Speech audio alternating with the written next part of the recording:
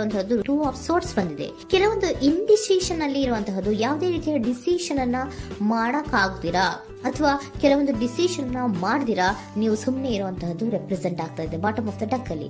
ನಿಮ್ಮ love life ನ ವಿಚಾರದಲ್ಲಿ ರೀಸೆಂಟ್ ಪಾಸ್ಟ್ ನಲ್ಲಿ ಕೆಲವೊಂದು ರೀತಿಯ ಎಂಡಿಂಗ್ ಗಳಾಗಿರುವಂತಹದ್ದು, ಲವ್ ಲೈಫ್ ನ ವಿಚಾರದಲ್ಲಿ ಕೆಲವೊಂದು ರೀತಿಯ ಡಿಸ್ಟರ್ಬೆನ್ಸ್ ಗಳಾಗಿರುವಂತಹದ್ದು, ಅವ್ಯವಸ್ಥೆಗಳಾಗಿರುವಂತಹದ್ದು, ಸಮಾಧಾನ ಇಲ್ಲದೆ ಇರುವಂತಹದ್ದು ರೆಪ್ರೆಸೆಂಟ್ ಆಗ್ತಾ ಇದೆ. ಯಾಕೆ ಅಂದ್ರೆ ಲವ್ ಲೈಫ್ ನ ವಿಚಾರದಲ್ಲಿ ಯಾವುದೇ ರೀತಿಯ ಪಾಸಿಟಿವ್ ಬದಲಾವಣೆಗಳು ಆಗುತ್ತಾ ಅನ್ನುವಂತಹದ್ದು ನೀವು ಪಾಸ್ಟ್ ನಲ್ಲಿ ನೀವು ನಿಮ್ಮ ಲವ್ ಲೈಫ್ ನಲ್ಲಿ ನೀವು ಆಲೋಚನೆಯನ್ನ ಮಾಡಿದ್ದೀರಿ, ಕೆಲವೊಂದು ಬದಲಾವಣೆಗಳಾಗುವಂತ ಸಾಧ್ಯತೆಗಳಿದೆಯಾ ಅಂತ. ಆದ್ರೆ ಎಂಡಿಂಗ್ ಗಳಾಗಿರುವಂತಹದ್ದು ಯಾವುದೇ ರೀತಿಯ ಸರಿ ಹೋಗ್ತಿಲ್ದೇ ಇರುವಂತಹದ್ದು ರೆಪ್ರೆಸೆಂಟ್ ಆಗ್ತಾ ಇದೆ. ತುಂಬಾ ಆಲೋಚನೆಯನ್ನ ಮಾಡಿರುವಂತಹದ್ದು ನಿಮ್ಮ ಲವ್ ಲೈಫಿನ ವಿಚಾರವಾಗಿ ನಿದ್ರಾಹೀನತೆಗಳಾಗಿದೆ.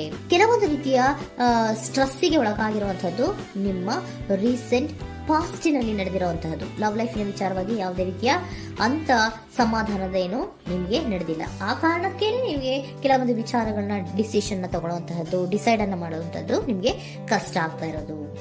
ನೀವು ಪ್ರೆಸೆಂಟ್ ಸಿಚುಯೇಷನ್ ಅಲ್ಲಿ ಬರುವಂತಹ ಆಫರ್ಗಳನ್ನ ನೀವು ಏನ್ ಮಾಡ್ತಾ ಇದ್ದೀರಾ ಅಂದ್ರೆ ರಿಜೆಕ್ಟ್ ಮಾಡ್ತಾ ಇದ್ದೀರಾ ಅಥವಾ ಮಿಸ್ ಮಾಡ್ಕೋತಾ ಇದ್ದೀರಾ. ಕೆಲವೊಂದು ಆಪರ್ಚುನಿಟೀಸ್ ಗಳು ಬಂದ್ರೂ ಕೂಡ ಅದರ ಬಗ್ಗೆ ನೀವು ಕರೆಕ್ಟ್ ಆಗಿ ಗಮನವನ್ನ ಕೊಡ್ತಾ ಇಲ್ಲ. ಯಾಕೆ ಕೊಡ್ತಾ ಇಲ್ಲ? ನಿಮ್ಗೆ ಗೊತ್ತಾಗ್ತಿಲ್ಲ ಏನ್ ಮಾಡ್ಬೇಕು. ಅದಕ್ಕೋಸ್ಕರ ನೀವ್ ಏನ್ ಮಾಡ್ತಿದ್ದೀರಾ, ಎಂಡಿಂಗ್ ಆದಂತಹ ಆಫರ್ಗಳಿರ್ಬೋದು ಅಥವಾ ಬೇರೆ ಯಾವುದೇ ಆಫರ್ಗಳಿರ್ಬೋದು ಬಂದ್ರೆ ಅದನ್ನ ನೀವು ಗಮನನೇ ಕೊಡದೇ ಇರುವಂತಹದ್ದು. ಯಾವುದೋ ಕೆಲವು ವಿಚಾರ ನಿಮ್ಮ ಲವ್ ಲೈಫ್ ನ ವಿಚಾರವಾಗಿ ಕೆಲವೊಂದು ರೀತಿಯ ಮತ್ತಷ್ಟು ಮುಟ್ಟೋದು ಅಂದ್ರೆ ರಿವ್ಯಾಲ್ಯೂಯೇಷನ್ ಅನ್ನ ಮಾಡ್ತಾ ಇರುವಂತಹದ್ದು ಪ್ರೆಸೆಂಟ್ ಆಗ್ತಾ ಇದೆ. ಪ್ರೆಸೆಂಟ್ ಅಲ್ಲಿ ನಾನು ಯಾವುದೇ ಆಫರ್ ಅನ್ನ ತಗೊಳ್ಳುವಂತ ಸ್ಥಿತಿಯಲ್ಲಿ ಇಲ್ಲ ಅನ್ನುವಂತ ರೀತಿಯಲ್ಲಿ ನೀವು ಆಫರ್ಗಳನ್ನ ಮಿಸ್ ಮಾಡ್ಕೊಳ್ಳುವಂತಹದ್ದು ಅಥವಾ ರಿಜೆಕ್ಟ್ ಮಾಡುವಂತಹದ್ದು ರೆಪ್ರೆಸೆಂಟ್ ಆಗ್ತಾ ಇದೆ. ನೆಕ್ಸ್ಟ್ ಕಾರ್ಡ್ ಬಂದಿರುವಂತಹದ್ದೇನು, ಪ್ರೆಸೆಂಟ್ ನಲ್ಲಿ ಪೇಜ್ ಆಫ್ ಸೋರ್ಸ್ ಬಂದಿದೆ. ಯಾವುದೋ ಒಂದು ನಿಮ್ಮ ಲವ್ ಲೈಫ್ ನ ವಿಚಾರವಾಗಿ ಬಹಳಷ್ಟು ಕ್ಯೂರಿಯಾಸಿಟಿಯಿಂದ ಏನೋ ವಿಚಾರವನ್ನ ತಿಳ್ಕೊತಾ ಇದ್ದೀರಾ, ಬಹಳಷ್ಟು ಕ್ಯೂರಿಯಾಸಿಟಿಯಿಂದ ತಿಳ್ಕೊತಾ ಇದ್ದೀರಾ ಏನಾಗ್ತಾ ಇದೆ, ಹೇಗಾಗ್ತಾ ಇದೆ ಅಂತ. ತುಂಬಾನೇ ನೀವು ಕೆಲವೊಬ್ರು ಲವ್ ಲೈಫ್ ನ ವಿಚಾರದಲ್ಲಿ ತುಂಬಾನೇ ಮಾತು ಕೂಡ ಆಡ್ತಾ ಇರುವಂತಹದ್ದು ರೆಪ್ರೆಸೆಂಟ್ ಆಗ್ತಾ ಇದೆ. ಏನಾಗ್ತಾ ಇದೆ, ಹೇಗಾಗ್ತಾ ಇದೆ, ಈ ಗಲಿಬಿಲಿಗಳು, ಡಿಸ್ಟ್ರಾಕ್ಷನ್ಸ್ ಗಳು ಅಥವಾ ಡಿಸಿಷನ್ಸ್ ನ ಮಾಡಕ್ಕಾಗದೆ ಏನಕ್ಕೆ ಒದ್ದಾಡ್ತಿದೀವಿ ಅನ್ನೋದ್ರ ಬಗ್ಗೆ ಕೂಡ ನೀವು ಕೆಲವೊಂದು ರೀತಿಯ ಮಾತಾಡ್ತಾ ಇರುವಂತಹದ್ದು ರೆಪ್ರೆಸೆಂಟ್ ಆಗ್ತಾ ಇದೆ. ಯಾವಾಗ ಕೆಲವೊಂದು ವಿಚಾರಗಳಲ್ಲಿ ನೀವು ಮಾತಾಡಿ ಕ್ಲಿಯರ್ ಅನ್ನ ಮಾಡ್ಕೊಂತೀರೋ ಆಗ ನೀವು ಕೆಲವೊಂದು ರೀತಿಯ ಆಕ್ಷನ್ಸ್ ಗಳನ್ನ ತಗೋಬೇಕು ಅನ್ನುವಂಥ ನಿರ್ಧಾರವನ್ನ ಮಾಡಿರುವಂತದ್ದು.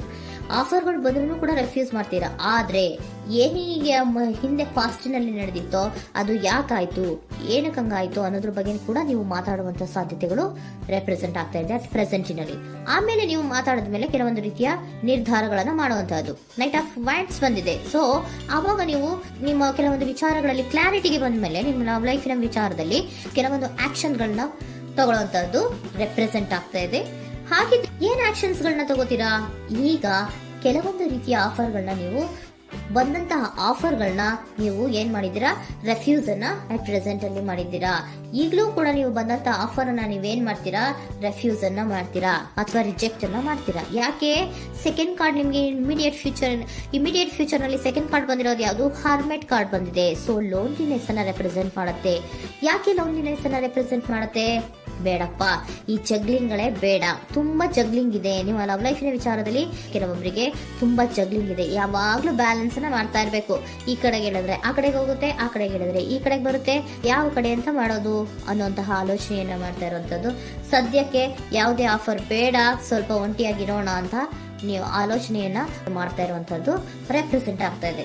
ಮತ್ತೆ ಕೆಲವೊಬ್ಬರಿಗೆ ಕೆಲವೊಂದು ರೀತಿಯ ಕ್ಯೂರಿಯಾಸಿಟಿಯಿಂದ ಏನಾಗ್ತಾ ಇದೆ ಅಂತ ವಿಷಯಗಳನ್ನ ತಿಳ್ಕೊಂಡ್ಮೇಲೆ ಕೆಲವೊಂದು ಆಕ್ಷನ್ಸ್ ಗಳನ್ನ ತಗೊಳ್ಳುವಂತದ್ದು ಕೂಡ ರೆಪ್ರೆಸೆಂಟ್ ಆಗ್ತಾ ಇದೆ. ಯಾವುದೇ ರೀತಿಯ ಭಯ ಇಲ್ಲದೆ ವಿಷಯಗಳನ್ನ ತಿಳ್ಕೊಂಡು ನೀವು ಆಫರ್ಗಳನ್ನ ಅಟ್ ಪ್ರೆಸೆಂಟ್ ಅಲ್ಲಿ ರೆಫ್ಯೂಸ್ ಮಾಡೋ ಸಾಧ್ಯತೆಗಳು ಕೂಡ ಕೆಲವೊಬ್ಬರಿಗೆ ರೆಪ್ರೆಸೆಂಟ್ ಆಗ್ತದೆ. ಯಾಕೆ ಆಫರ್ಗಳನ್ನ ರೆಫ್ಯೂಸ್ ಮಾಡ್ತೀರಾ? ನಿಮ್ಮ ಲವ್ ಲೈಫ್ ನ ವಿಚಾರದಲ್ಲಿ ಬರೀ ಜಗ್ಲಿಂಗ್, ತುಂಬಾ ಬ್ಯಾಲೆನ್ಸ್ ಅನ್ನ ಮಾಡ್ಬೇಕು. ಯಾವ ಕಡೆ ಮಾಡ್ಬೇಕು, ಹೇಗ್ ಮಾಡ್ಬೇಕು ಗೊತ್ತಾಗದೇ ಇಲ್ಲ. ನೀವೇನ್ ಮಾಡ್ತೀರಾ, ಸ್ವಲ್ಪ ದಿನದ ಮಟ್ಟಿಗೆ ನಾನು ಲೋನ್ಲಿ ಆಗಿರ್ಬೇಕು ಅನ್ನೋದನ್ನ ಇಲ್ಲಿ ನಿಮ್ಗೆ ಲವ್ ಲೈಫ್ ನ ವಿಚಾರವಾಗಿ ರೆಪ್ರೆಸೆಂಟ್ ಆಗ್ತಾ ಇದೆ. ಈ ಎಲ್ಲಾ ಕನ್ಫ್ಯೂಷನ್ಸ್ ಇರೋದ್ರಿಂದಲೇ ನಿಮ್ಗೆ ಬಾಟಮ್ ಆಫ್ ದ ಡಕ್ ಬಂದಿರುವಂತಹದ್ದು ಟೂ ಆಫ್ ಸೋರ್ಟ್ಸ್ ಬಂದಿರುವಂತಹದ್ದು. ಸೊ ಇಂಡಿಸಿಷನ್ ಆಗ್ತಾ ಇರೋಂತ ಏನ್ ಮಾಡ್ಬೇಕು ಗೊತ್ತಾಗಲ್ಲ.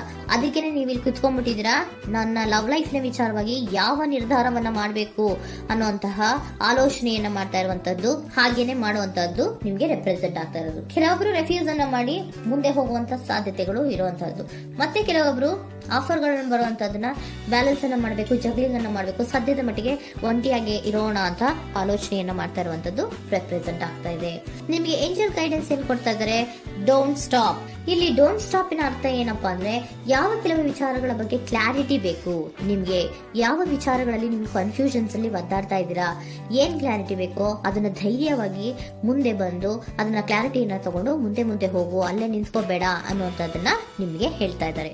ಯಾವ ವಿಚಾರವನ್ನ ನೀವು ಲವ್ ಲೈಫ್ ನ ವಿಚಾರದಲ್ಲಿ ಏನ್ ಈ ಜಗ್ಲಿಂಗ್ಗಳು ಅಥವಾ ಈ ಬ್ಯಾಲೆನ್ಸ್ ಗಳನ್ನ ಮಾಡ್ಕೊಂಡು ಅಥವಾ ಎಳ್ದಾಟಗಳನ್ನ ಮಾಡ್ಕೊಂಡಿದ್ದೀರೋ ಅಲ್ಲಿಗೆ ಕ್ಲಾರಿಟಿಯನ್ನ ತಗೊಳ್ಳಿ, ಧೈರ್ಯವಾಗಿ ಕ್ಲಾರಿಟಿಯನ್ನ ತಗೊಂಡು ನೀವು ಮುಂದೆ ಆಕ್ಷನ್ಸ್ ಅನ್ನು ತಗೊಳ್ಳುವಂತದ್ದು ರೆಪ್ರೆಸೆಂಟ್ ಆಗ್ತಾ ಇದೆ.